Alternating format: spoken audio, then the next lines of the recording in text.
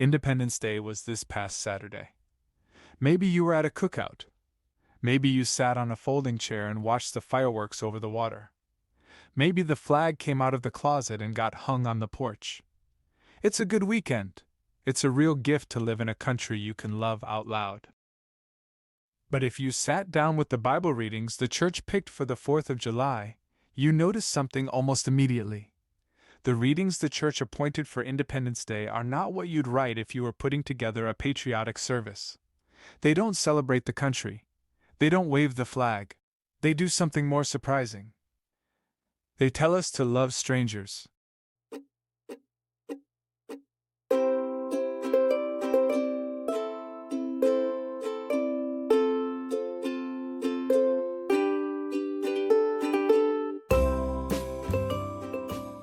Ancient truth for the modern week. From the dusty roads of the 1st century to the high-speed life of the 21st, we're stripping away the tradition to find the heart of the story. I'm your host, Joe, and this is Monday to Sunday. And this week I want to sit with the 3 readings the church put in front of us for the Feast of Independence Day. Because I read them, and I had to stop. There's a Hebrew word in one of them that I think is doing more work in this country's story than any of us realize. And there's a line in the New Testament that I think is quietly the most patriotic and the most unpatriotic thing you can say at the same time.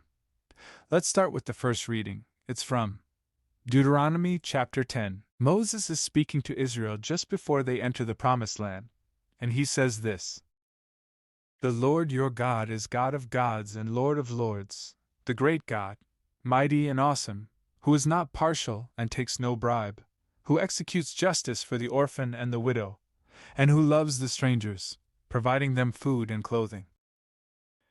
You shall also love the stranger, for you were strangers in the land of Egypt." That last line, that's the one. You shall also love the stranger, for you were strangers in the land of Egypt. There's a Hebrew word in there I want you to know. The word is ger, spelled gimel resh, pronounced gayer. Ger, and it doesn't quite mean what stranger means in English. A ger is not a tourist. A ger is not just an immigrant. A ger is a resident alien, someone who lives among you, who eats where you eat, who works where you work, but who doesn't have full standing. They can't inherit the way you inherit. They live with you, but they're not quite of you. That's the word Deuteronomy uses. And Deuteronomy uses it a lot, 36 times. Oh, more than any other book in the Torah.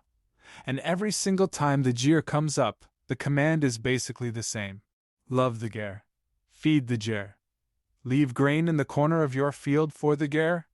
Include the ger in your festivals. Do not oppress the ger. And here is the reason God gives. Every time. Because you were the ger. In Egypt. You know what it was like to live somewhere you weren't quite welcome. You know how it felt to not have full standing.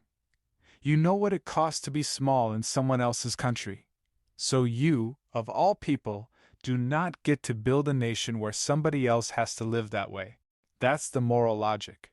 And it's not sentimental. It's covenantal. It says, your memory of being small in a big country is not a private wound. It's an assignment. God is not asking you to feel bad about the past. He is asking you to remember it, and then let that memory shape how you treat the person next to you today. Now hold that with me, and let's turn to the second reading, from Hebrews chapter 11. Because Hebrews takes this same idea of being a ger, being a stranger, and pushes it further than you might expect. Listen to how Hebrews describes Abraham. By faith, Abraham obeyed when he was called to set out for a place that he was to receive as an inheritance. And he set out, not knowing where he was going. By faith, he stayed for a time in the land he had been promised, as in a foreign land, living in tents. Living in tents, in the land he had been promised. Do you catch that? Abraham was in the promised land, and he still lived in tents. He never built a house. He never set down roots. Even after he arrived, he lived like a stranger. And Hebrews says he did that on purpose. because he was looking for something further out, something more real, something more permanent. Hebrews goes on. All of these died in faith without having received the promises, but from a distance they saw and greeted them. They confessed that they were strangers and foreigners on the earth. For people who speak in this way make it clear that they are seeking a homeland. And then this line, which the church put in front of us on the 4th of July, on purpose. They desire a better country, that is, a heavenly one. A better country. Here's what I think Hebrews is doing on Independence Day. It's saying, before you get too settled in the country you have, remember that the whole story of faith is a story of strangers looking for a homeland they haven't quite reached yet. Abraham didn't unpack. And you, if you're listening to this, you're not supposed to unpack either. Not all the way. Because the country you live in, however good, however free, however much you love it, is not the last country. And that's not a knock on America.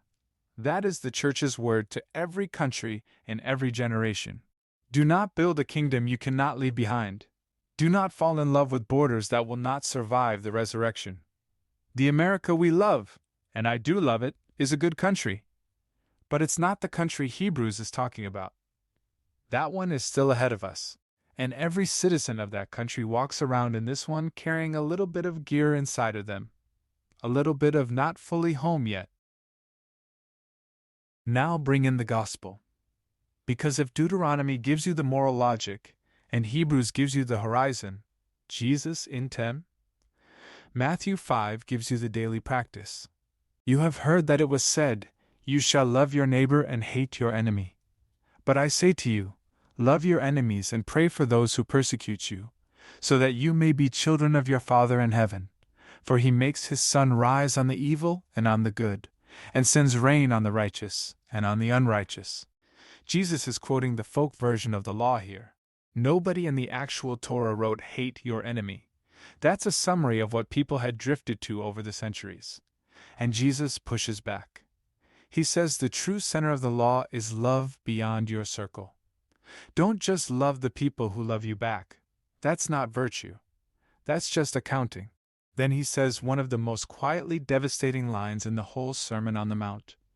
If you love those who love you, what reward do you have? Do not even the tax collectors do the same? In other words, even the corrupt guys can manage tribal loyalty. Tribal loyalty is easy. It's cheap. That's what everybody does. You want to know what a kingdom person looks like? They love beyond the circle. They love the ger. They love the enemy.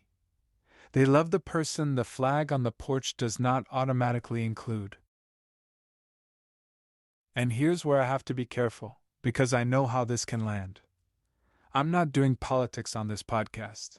I'm reading you what the church put in front of us for July the 4th, and I'm telling you what I hear.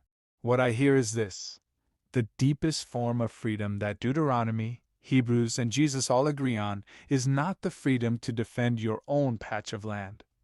It's the freedom to remember you were once small in someone else's patch, and to act like it. That is the freedom the lectionary is celebrating on the 4th. Not the freedom of the tribe. The freedom of the Jir who became beloved, who remembers, and who now extends the same welcome outward. So here is what I want to leave you with. If you were at a cookout on Saturday, and the flag was up, and the burgers were on the grill, good. Enjoy it. That is not the enemy of any of this. Independence Day is a real gift, and it's okay to celebrate it fully. But somewhere this week, remember the line: you were strangers in the land of Egypt. And then ask yourself, where in my life am I acting like I've always been at the head of the table? Who am I treating like a Jir? Like they're here, but they're not quite mine? Where have I stopped remembering that at some point, somebody welcomed me into a family, into a friendship, into a church, into a room, when I hadn't earned it? What would it look like this week, at work, at church, on my street, to love the person who does not automatically fit inside my circle? Because that's the country Hebrews is talking about. That is, the homeland with foundations. And it's the only country any of us are actually citizens of, in the end. I'm Joe, And this has been Monday to Sunday. Thanks for walking this road with me. Now take this truth into your week, and I'll see you on the next chapter.